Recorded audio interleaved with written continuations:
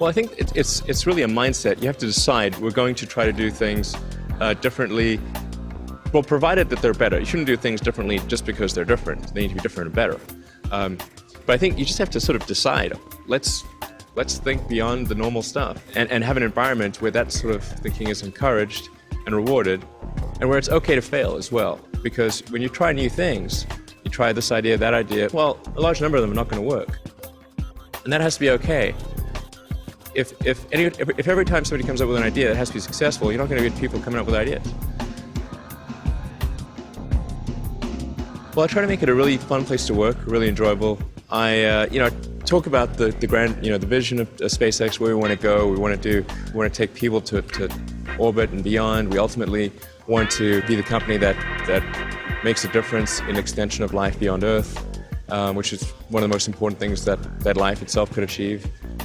And so you construct this, like there's this great holy grail potential in the future.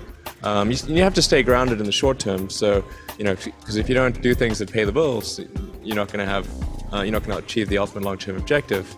But it's nice to have that sort of holy grail long-term potential out there as an inspiration for coming to work. Well, it is easy to get somewhat blasé about a rocket factory if you're here every day.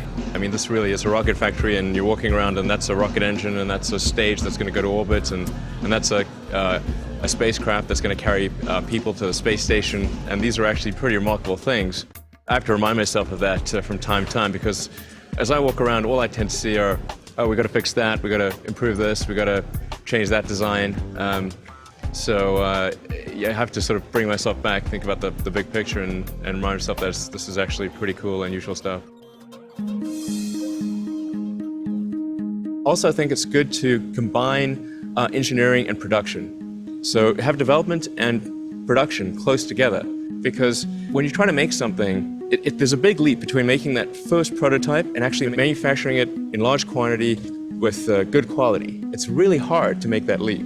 And for some reason, people decide, oh, they're going to do the engineering here and do the manufacturing, the other side of the world. And I think that actually ends up often being pretty inefficient. I like that combination of engineering and production. I do want to go to space, and eventually it would be really cool if I could go to Mars. That would be super awesome. But this is not about me getting to space. It's really about enabling others to get to space. It's about enabling the extension of life beyond Earth.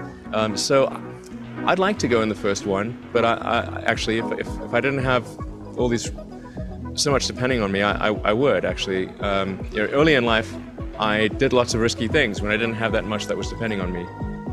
Now I have to be more cautious about risky things. It would be at least as important as life going from the oceans to land, and arguably more important because life could go gradually from the oceans to land. And if it's got a little uncomfortable on the beach, you could hop back in the ocean.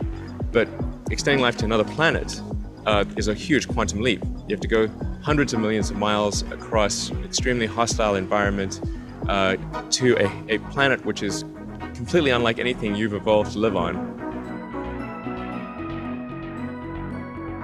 I think the United States is more open to new ideas than any country in the world.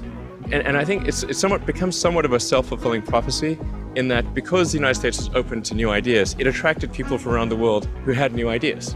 So now it's filled with people who like new ideas. And who aren't bound by history. But I think people can choose to be not ordinary. They can choose to not necessarily conform to the conventions that were taught to them by their parents. So yes, I think it's possible for ordinary people to choose to be extraordinary.